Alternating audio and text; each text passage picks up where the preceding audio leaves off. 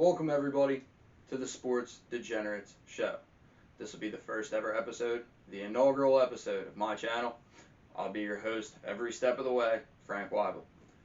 I created this channel to talk sports, strictly sports, to avoid the heavy-hitted drama of ESPN, Sports Talk Radio, all the big channels like that, which make stories that are not there instead of just getting to sports.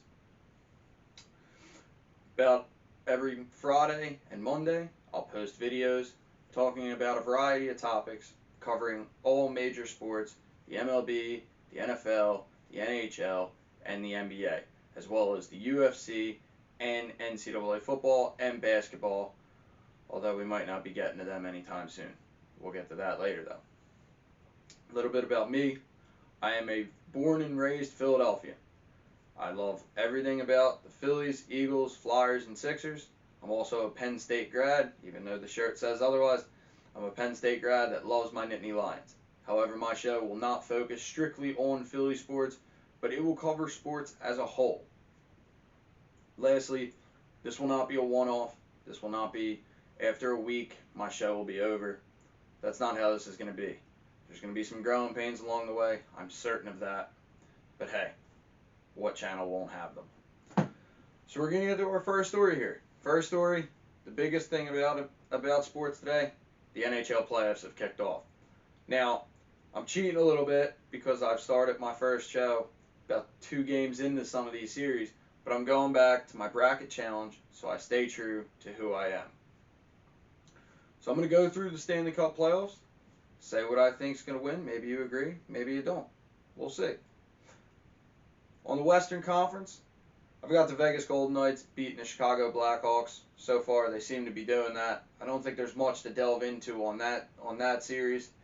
It's pretty obvious. The Golden Knights really just dominated Chicago. Chicago snuck in at the end there during the play-in games, and there was that thought of, well, they're in the dance now. Who knows? Maybe something could change. Nah, the Golden Knights just look way too good for them. There was an overtime game today. Golden Knights won, down 2-0. I don't think the Blackhawks are coming back there. Next is 2-seed Colorado Avalanche versus the Arizona Coyotes.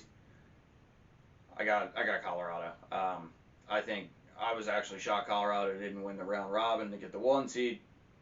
Arizona, they looked pretty good in the first round matchup against Nashville, but Colorado just looks way too good, way too fast. Another one that just seems to be dominating the series. I got that one maybe going 5 games. Next up, Dallas, Calgary. This game actually just ended. This series I think is going to be really close. I have the Flames eventually winning this series in a really tight matchup. I just think the consistency of Calgary's offense is just going to overtake Dallas. But I think this is going to be maybe the longest series of the first round. I think this one has more than enough potential to go 6, 7 rounds, or 7 games, excuse me. But we'll see. And lastly, on the Western Conference, we have the St. Louis Blues, the Vancouver Canucks. I think this is another one where, St. Louis, the defending Stanley Cup champions, they're coming in, they're the 4 seed out of the round robin. They didn't look amazing during the round robin, but Vancouver just, I don't think they have it to beat St. Louis yet. I think Vancouver's one of those very young teams that really got lucky. Not lucky in the sense of not talented, but lucky in they're going to get to experience playoff hockey at a young team, maybe a year or 2 earlier than they should have, and it should really help this team build and mature as time goes on.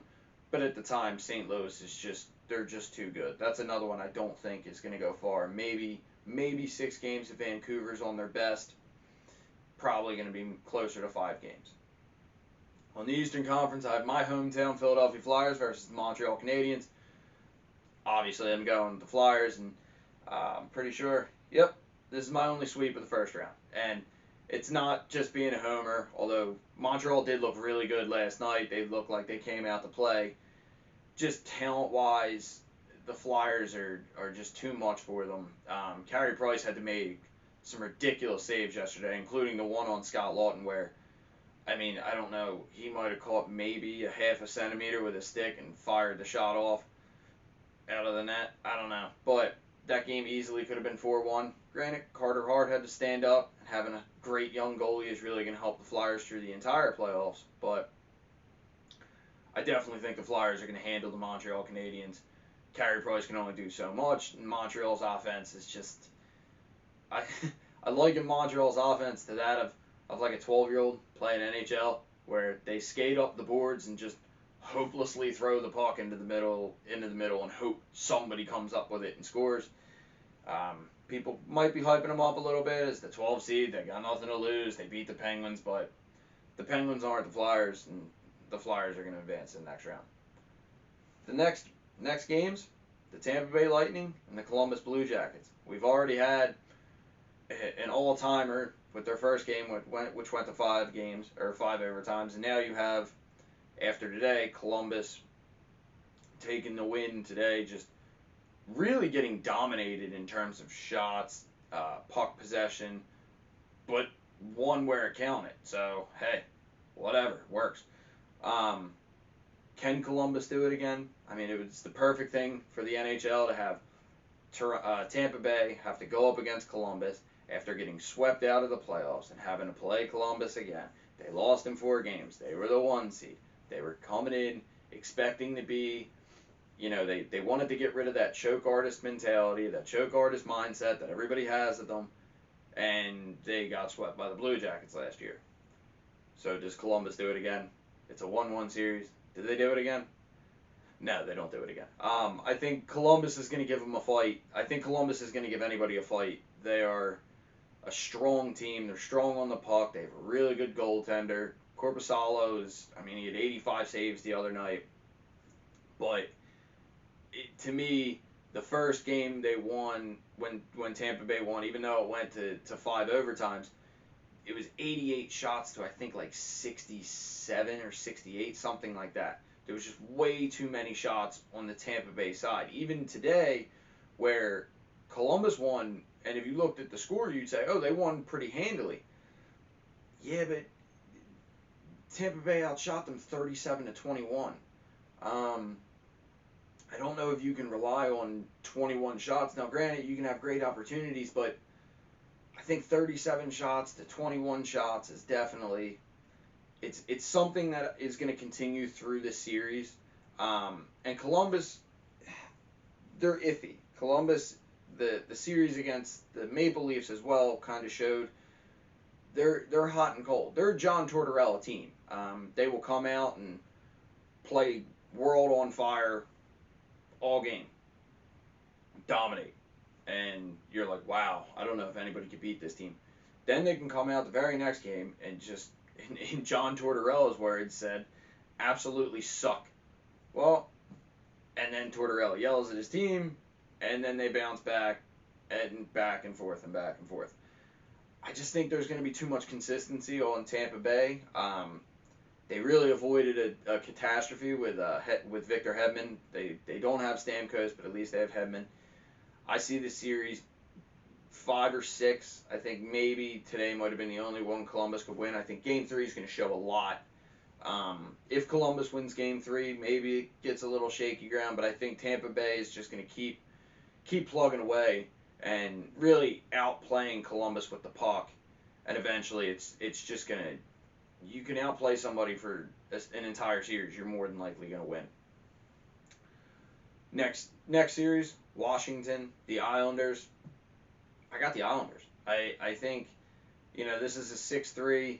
The Islanders early in the season really looked strong. They looked really good. It was a great coaching job done by Barry Trotz. Everybody was looking at the Islanders like, maybe this is a team to worry about in the Eastern Conference. Now, granted, since before the break, the Islanders, kind of like the Penguins, started in this little free fall mode where they couldn't really get their bearings straight. They were losing a lot of games. They were struggling before the break.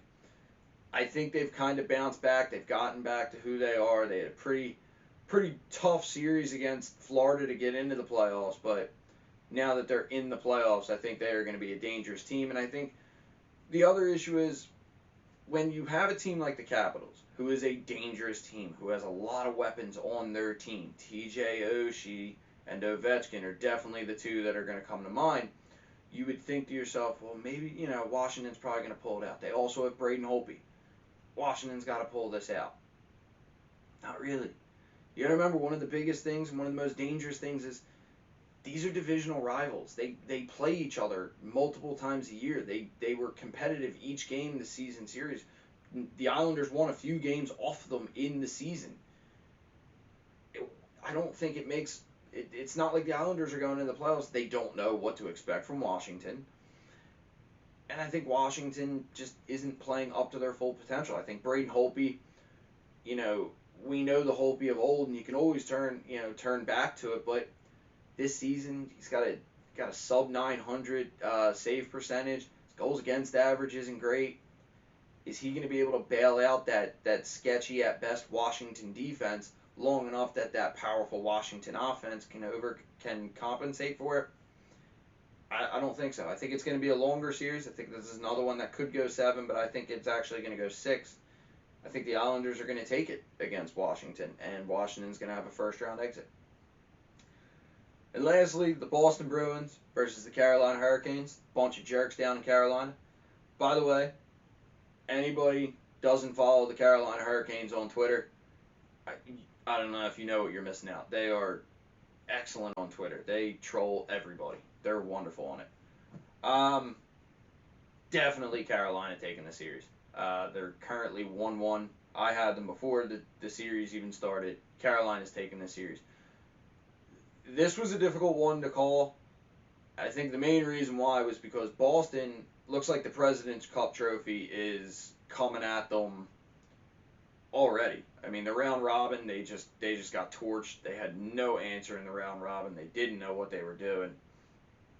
Whereas in Carolina, they played the series against the Rangers and they just utterly destroyed them. I mean, there was just no way for any of these teams to figure it out, what they were doing, how they were going to react. The Rangers just got smacked around. I mean, Game 3, they benched Lundqvist like he was their issue. He was not their issue. I definitely have Carolina beating Boston. Probably about Game 5 or 6. 5 or 6. I think Carolina's offense is just... There's another one. Just a really great offensive team. Now, granted, their defense and their goaltending, it's a little sketchy. It's not great. It's not terrible. Peter Mrazek, he can get the job done. But I just think Carolina's going to... That offense is going to be able to score enough that Mrazek survives. Second round, we have the Golden Knights and the Calgary Flames. I think it's another one the Golden Knights just dominate. I think Calgary's speed is going to be too much for Dallas, but the Golden Knights are just too good.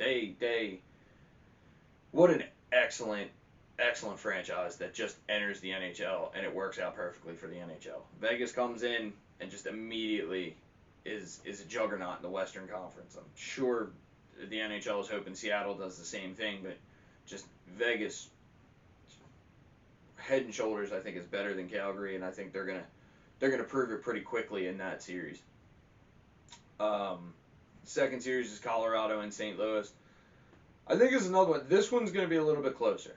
In the end, I have Colorado winning, but this one's going to be close. This one's going to be a tough series, I think, for both teams. St. Louis has the experience. They've been here before. They won the Stanley Cup last year after basically being in last place in January. So they've had their backs up against the wall before. People have kind of forgotten about them before. But when you look at it, I think Colorado, again, just too much speed.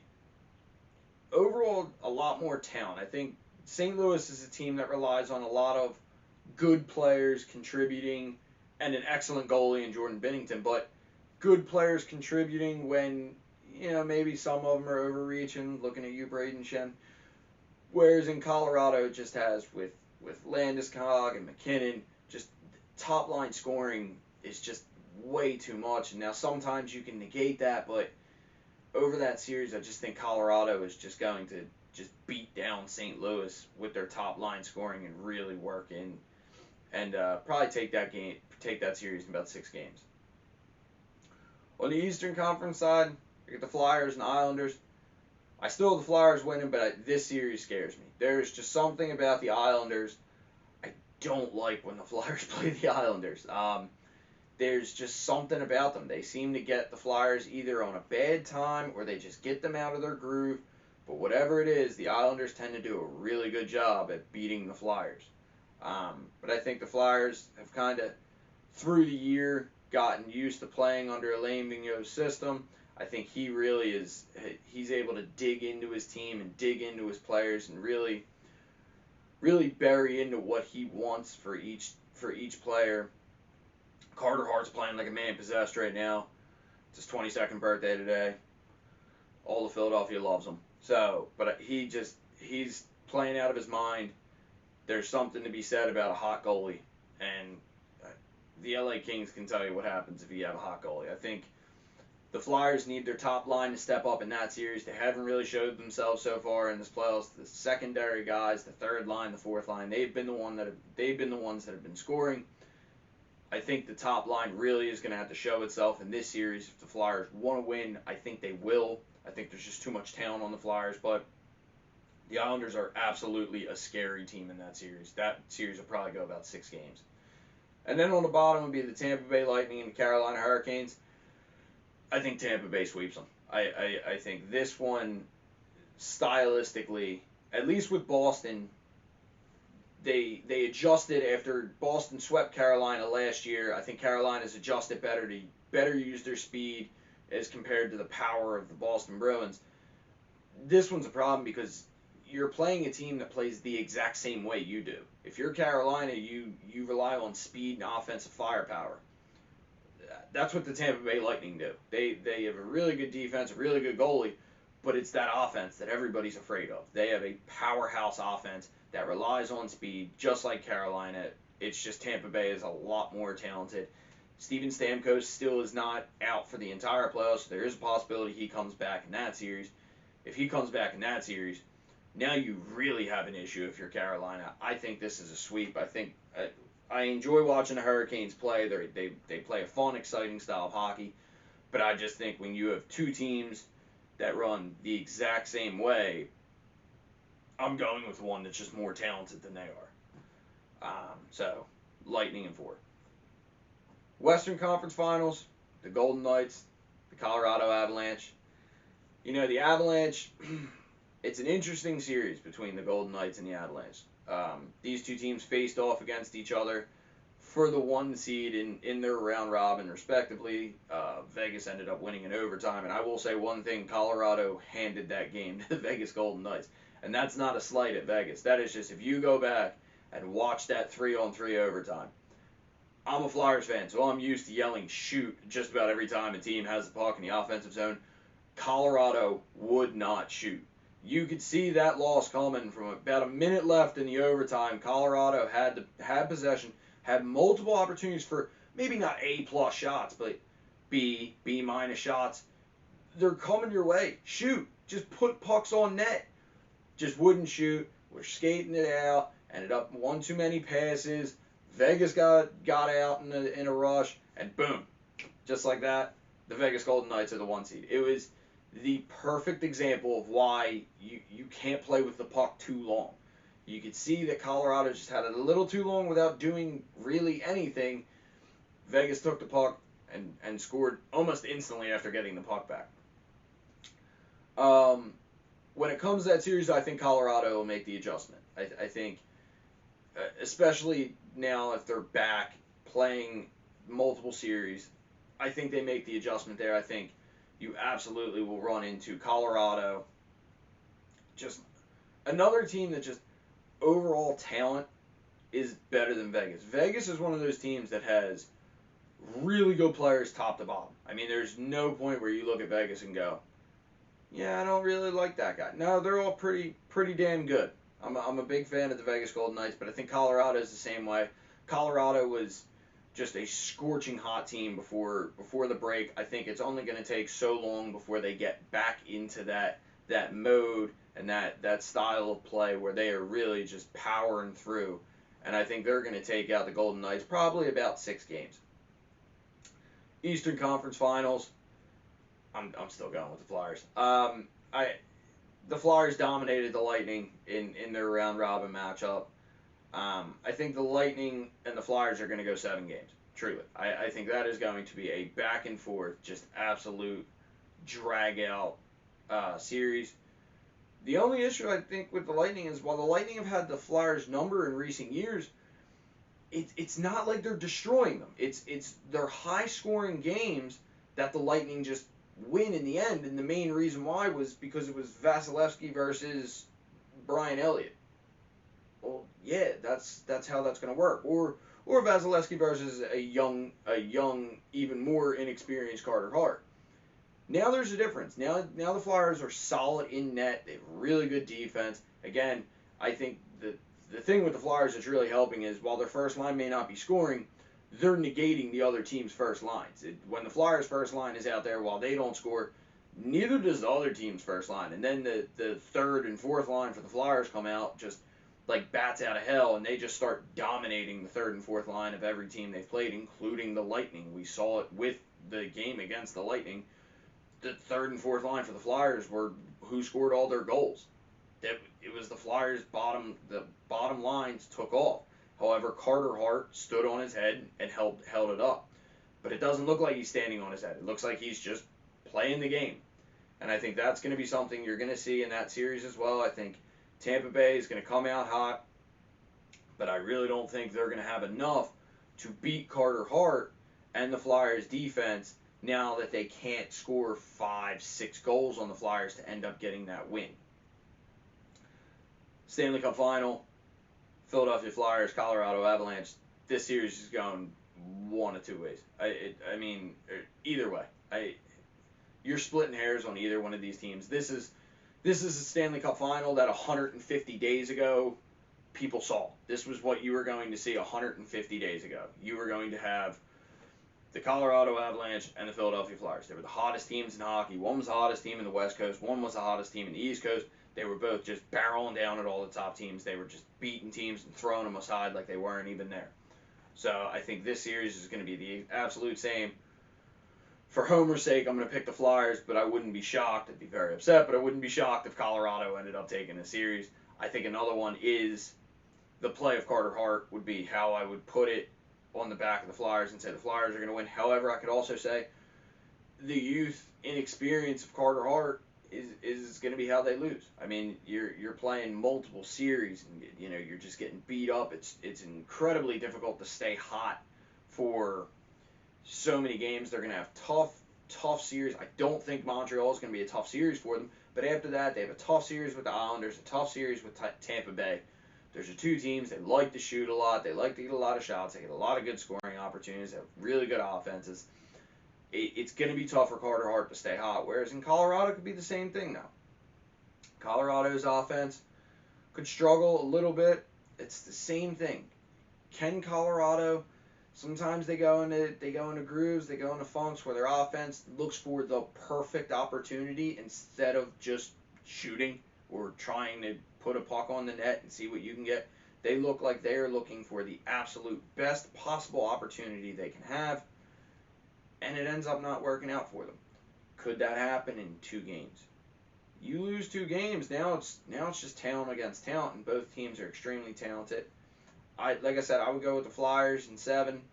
If not, I wouldn't be surprised to see Colorado in 7, maybe 6 for either one, but definitely between the both of them, it's going to be a fun Stanley Cup playoffs. That topic went a little bit longer than I wanted to, but it's okay. I don't have a ton of topics tonight. We're just short of the NBA playoffs, so my uploads on Monday will have the NBA playoffs. My second topic, big UFC fan, UFC 252 this weekend. Stipe Miocic, the reigning defending heavyweight champion of the world, versus Daniel Cormier, the former light heavyweight champion of the world, the former heavyweight champion of the world, to end the trilogy, and to end DC's career, to end the trilogy. DC, Cormier. It's going to be a great fight. I really look forward to it. I'll get rid of the stress. Who's he going to pick? It's going to be Cormier. I think Cormier is going to take this fight. I think stylistically, he's a really good matchup for Stipe. And that's not a knock on Stipe. I love both fighters. I enjoy the hell out of watching both fighters. But I think Stipe, the first fight, got knocked out in the first round out of the clinch. The second fight really wasn't looking good. If you watch that second fight back, he won by knockout in the fourth round, but he got his ass kicked for 3 rounds before the fourth round. DC really should have stuck to his first round game plan, which was take Stipe down, beat him up, tire him out, beat him up again, and beat him up some more. What ended up happening was DC he's talented on the feet, and he got a little too overzealous, where he was piecing Stipe up. Stipe's face looked like hamburger meat at the end of that second fight. The problem was Stipe was still standing there, and he is really has one of the best hands in the heavyweight division. He's super fast, really good boxer. Doesn't a lot of heavyweights looking at you, Francis Ngannou. They whine these massive power shots trying to launch somebody in orbit. Stipe's a cool, calm ones and twos type of guy. Just does the work. He found a home for some body shots in that second fight. That was really the game changer, because DC got cocky, started thinking he could stand with Stipe, forgetting, dude, you're giving up like 6 inches. Stipe can hit your body without really worrying about you knocking him out. He hit, I think it was like 7 or 8, really just uncontested body shots in the fourth round. And, earlier on, you're like, DC might want to start defending those, because if he doesn't, he's in trouble. And then you can kind of see after like the third or fourth, DC kind of had that oh shit moment of like, I'm going to have to defend these body shots or I'm in trouble. But at that point, Stipe just, he had the distance. DC couldn't get in close enough, and every time he tried to, if he threw a jab, if he threw a right, trying to maybe get Stipe's hands up so he could shoot for the takedown, Stipe, the moment he swung, would just move his head out of the way, and DC would swing, Stipe would move, and just hit him with a body shot, and like the 7th, 8th, 9th left hook.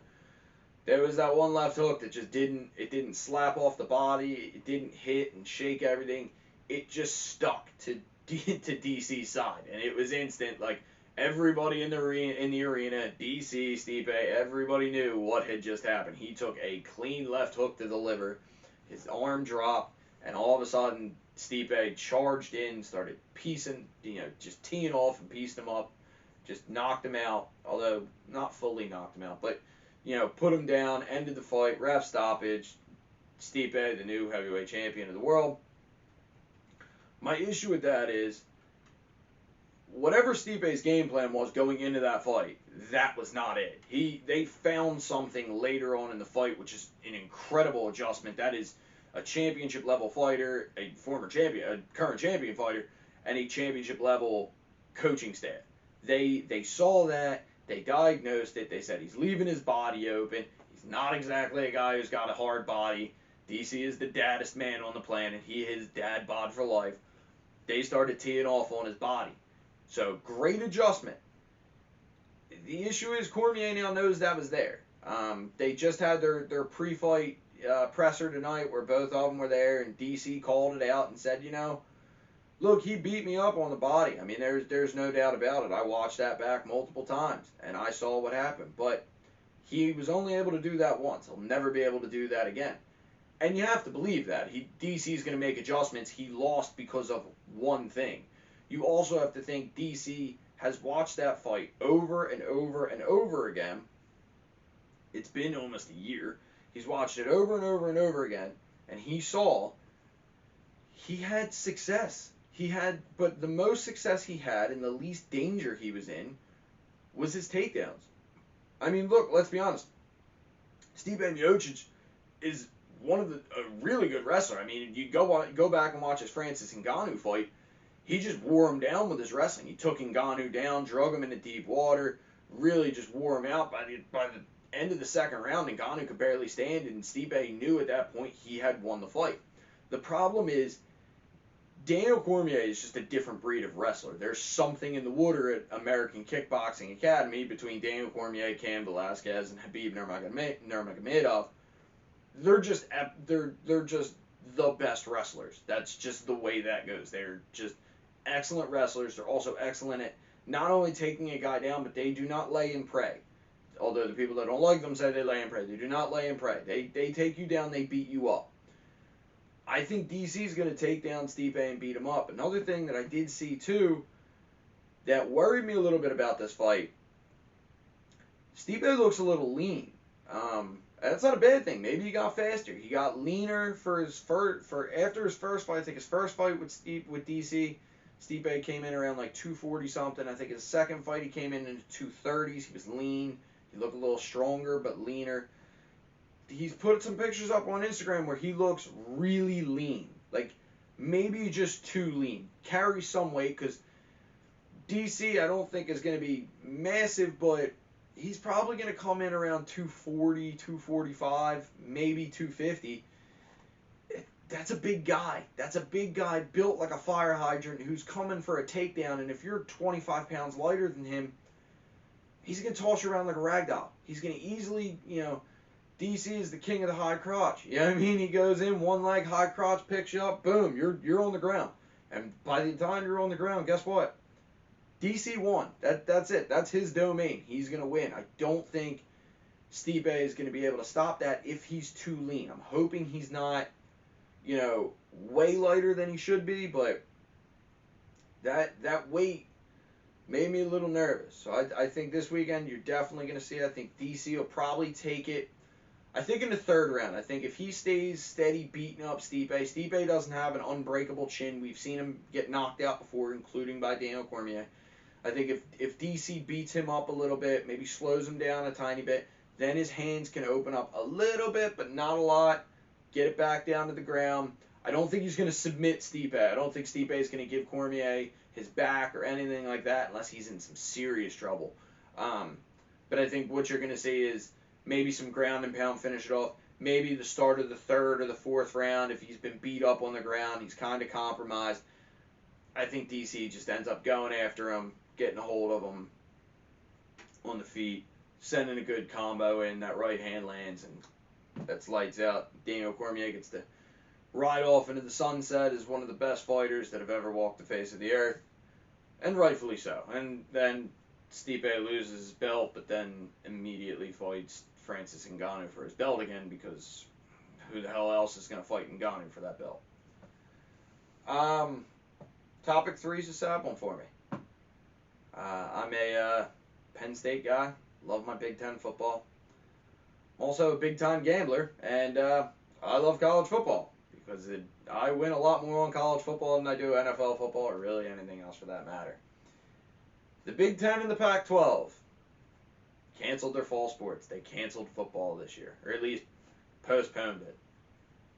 It's probably going to be canceled. Let's be honest. We were supposed to quarantine for 2 weeks, and we're 170 days in now, and we're still canceling stuff. What do we do? Where do we go from here? So, for those of you who don't know, the Big Ten, the Pac-12, they both came out. The Pac-12 was really not a surprise to anybody. After a lot of the smaller conferences had kind of come out, the Mountain West, the MAC, they had come out and said, no college football for us this year. A lot of FBS schools also. No college football for us this year. We're going to cancel the season, postpone the season. And some people were like, wow, why would they do that? Others, I mean, it made sense. At that point, it was set up that all conferences would just play each other, or all conference would play inter-conference schedules. Well, at that point, if a MAC team goes undefeated, it doesn't matter because they're not going to end up taking out an SEC, a Big 12, a Big 10, an ACC, or Pac-12 team. It's just not. Sorry, UCF, guess what? The AAC is not enough for you to actually make a title game. But the Big 10 and the Pac-12, this time, after more deliberation, after it looked like they weren't going to play, then it looked like they were going to play, now they have come out and said, we are not going to play. The Big 12, the ACC, and the SEC, however, apparently they're still playing. They just said, no, we're going to keep playing. I mean, shocker, the teams from the South and Texas and Oklahoma are saying, no, we're going to keep playing football. We were going to do the same thing we were going to anyway. The ACC might be in a little bit of trouble because they had we'll play 10 or 11 games in conference and then we'd have one non-conference game, but it'll be an in-state game. Well, that's all well and good, but unless you plan on playing maybe a local pickup game, I don't know if any other teams are going to be left to play. Um, so all those teams kind of revised plans, but they said, no, we're going to go forward, we're going to play. I don't think that's going to last too much longer. As of today, president, Mark Emmert of the NCAA came out and said, no fall championships. It's just not happening. They won't have a title game in the fall for fall sports. There's a possibility it gets postponed in the spring. I don't know. I don't know if that even works, especially for football, because you do have top talented guys that are going to be looking to get drafted. Maybe not. If you do have a fall game, it's got to end directly before April 25th, 24th, usually is when the draft falls. Your playoff games better end right there, because you get kids get drafted in the first round, they're not going to play one more game in college and risk losing all this money that they can make if they got drafted in the first round. You already have players, leaving. Micah Parsons, I miss you. You already have players leaving already. You're going to have more if you can't get that season and that championship game settled beforehand. Hopefully they figure it out. When looking at that, though, I did have a question. So, obviously the idea is, the thought process is that's terrible. We lost college sports. It's definitely going to hurt teams, but does it help some teams as well? Are there some teams that maybe are really young and maybe are really young and they have a lot of talent, but you know what? We weren't there. We needed to develop. Maybe coach was on the hot seat with a young team, but hey, now we got this really good team. We could be dominant with another year under our belt. Or will it not matter because they're not playing any games anyway? They're just getting bigger and stronger. I think without a doubt, two teams I can think of that just get absolutely crushed by this. One is Penn State. Penn State was everybody's dark horse coming into the season.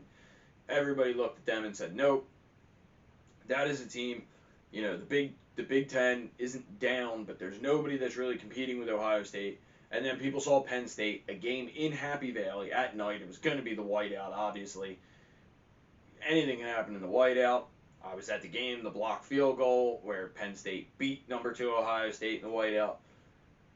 There was a feeling around Penn State and around college football that this was the year that Penn State would slay Ohio State and they would move in and take the 1 spot and probably beat Wisconsin, because it's always Wisconsin at the Big Ten West, and go on and get to the championship. And even if they didn't, there was also a strong possibility Penn State went 11-1, and if your only loss is Ohio State, guess what? Welcome to the college football playoff. You're going to go. It's a big name school. It's big name money. They were going to go. I think another team that really gets crushed by this is Florida. I think Florida is another one. Dan Mullen's also building something down there, but that's a team that they're hurt by this. They were similar to the Penn State position where they did really well last year. They were kind of younger, but not really. They were juniors and sophomores, and they were developing. And you watched as now these players are all going to be leaving. You're going to have to replace them with younger guys. Perfect example. Florida is now going to lose Kyle Trask, who is what he is. He's not an NFL caliber quarterback, in my opinion. Maybe like a 5th round pick, maybe. But he had heart. He had heart and soul of that team, something Felipe Franks couldn't give them. But now you're looking at it and going, these two dark horse candidates that aren't really dark horses because everybody was picking them to be the dark horse candidate, they're getting crushed by this because, you now are going to lose these extremely talented players that were, 1 more year. Whereas instead of, these teams that they're a factory where they have 5-star recruits all the time. Not saying Florida and Penn State don't recruit well. They obviously do. They're always up at the top of recruiting.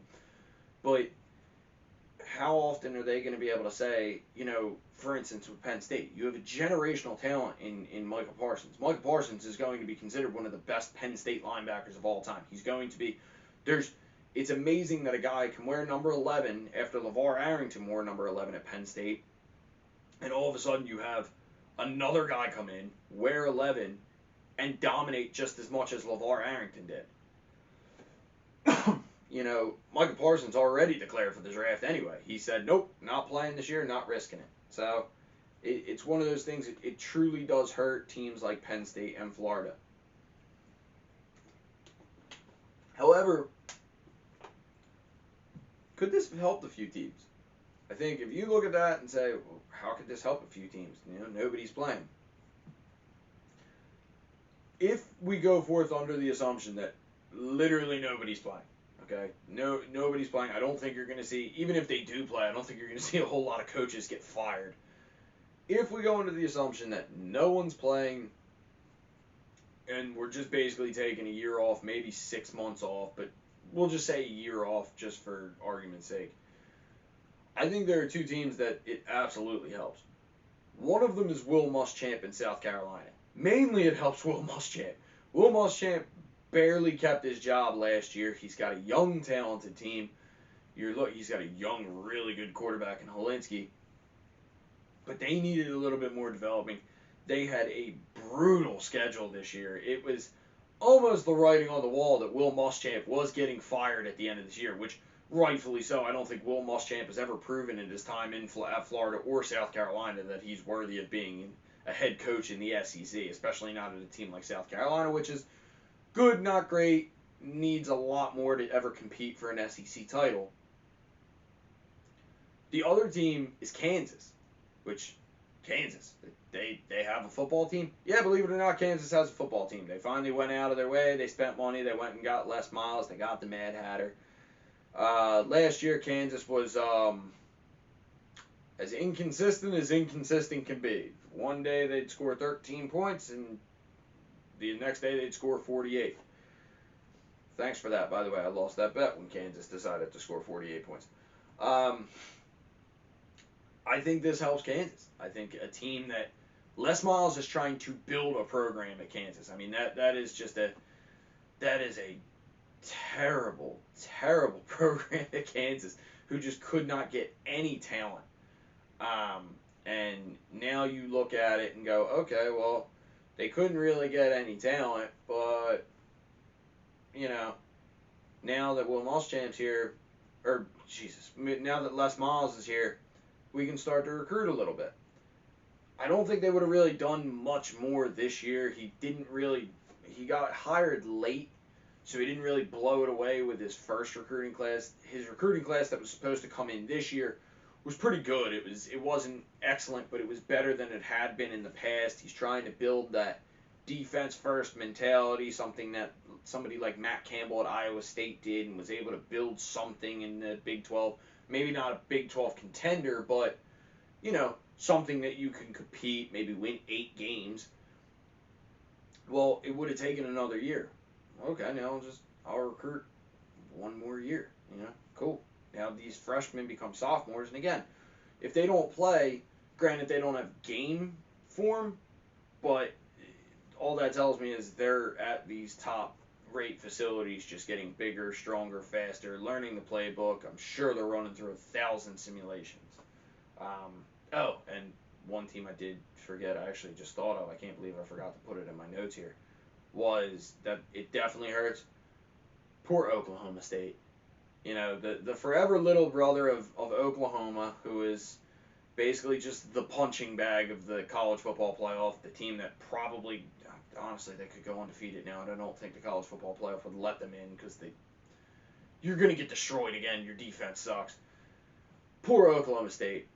They were just a team that had so much talent. Now, some said they weren't even a dark horse. A lot of people had them winning the Big 12. The Oklahoma's coming in with with 2 unproven quarterbacks now.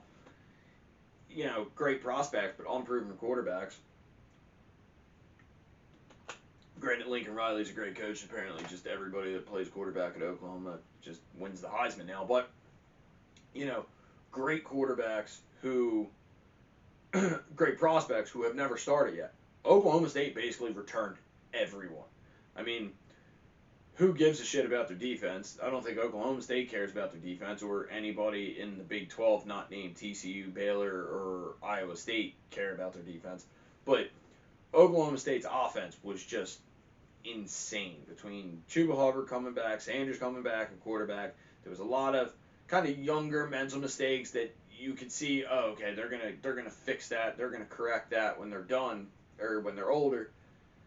You had a feeling that this was the year they were going to do it. Now, for anybody who watches Oklahoma State as much as I do, I'm a big fan of betting on the Big 12 over because, let's be honest, it's the Big 12 and it's the over. Just like Scott Van Pelt says, if you bet the under in a Big 12 game, the hell is wrong with you? That's just not going to happen. I love watching Oklahoma State play football, but there is at least 2-3 games a year where Oklahoma State plays where you're just stuck going, what are you doing? Like, are you okay? You know, they go to Bedlam against Oklahoma, and every time they just implode. You know, I think Oklahoma State is out there just to play no defense, and Oklahoma's like, oh, maybe we'll get like 2 stops, and you know they win. But you know, it is true, and they always have a trip up game against like Texas Tech or TCU, and you're just looking at them and going, you're a lot more talented than they are. You should probably not lose that game.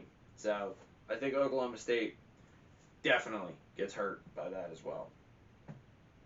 Finally, to wrap up our first show, I got some top locks. Sports degenerates.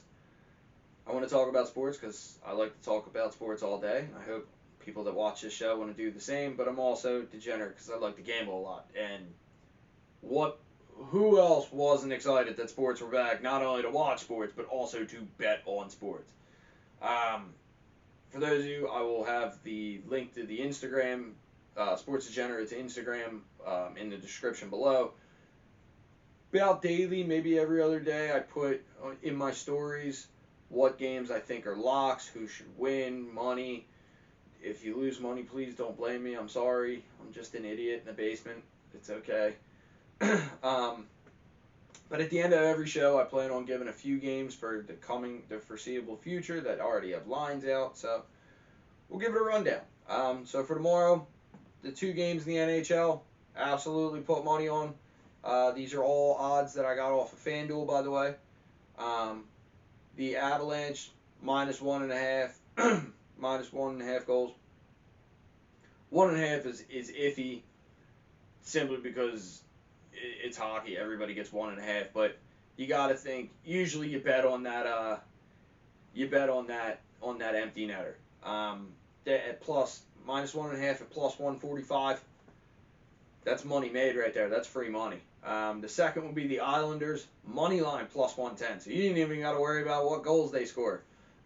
So money line plus 110. It's a little bit of free money. Not a lot of free money, but a little bit of free money. Who likes a little bit of free money? I got 2 for baseball. 1, the Atlanta Braves taking on the Miami Marlins, plus 146 if you take them at -1.5 as well. That's another one. I think, the Marlins are currently, at least last I checked, they're currently sitting in first place in the NL East. My Phillies suck terribly, but I think the Braves about now they were kind of putzing along trying to get the season started. I think the Braves now are really going to show that they are the best team in the NL East, and I think they are going to just dominate the Marlins in this series and put themselves in first place. And I think put themselves in first place for the next 40 games we have left of the MLB season and just coast their way to the playoffs. The other game I have, the Minnesota Twins, -1.5, also plus 110. Twins are just good. I mean, they are just one of those teams that I kept saying there's going to be a team out there this year that maybe you weren't expecting to be good, and they're really good. One could be the Orioles right now because they still have not figured out that I don't know anybody on that team, and they should suck, but they don't. But the Twins are absolutely another. The Twins are just doing that thing that every couple of years an AL Central team just comes out of the trash heap that is that division and just starts beating up on other teams, and you're like, wait, hold up. None of these teams get any media coverage, so who the hell is this and what are they doing? So, absolutely, Minnesota Twins -1.5 at +110. And lastly, UFC fights on Saturday. Junior Dos Santos, he's leaner. I was about to say lean and mean and got caught in between. He's lean and mean, he's leaner, he's faster. I think he just takes out Rosenstrike. Rosenstrike, he's kind of living off the spectacular knockout he had of Alistair Overeem, where he basically split his lip up to his cheek. But even in that fight, there was like 15 seconds left in the 5th round, and Overeem was whooping his ass the entire 4 rounds and 4 minutes and 45 seconds until one big right hand landed.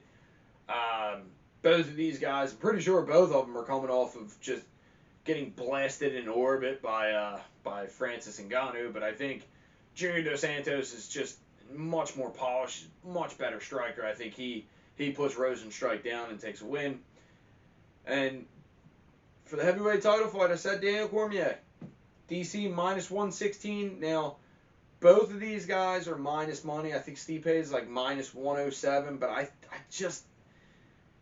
The first fight, DC wins in the first round via knockout. The second fight, DC dominates until the 4th round, where Stipe made an adjustment, but so it was the only adjustment he could make. Everything else Daniel Cormier was doing, Stipe was losing compared to it. You got to think that DC obviously is going to get hit, but he's going to cover the body up better. He's not going to be as careless. He's going to stick to the game plan. It's his last fight. You know he's just going in there to do business.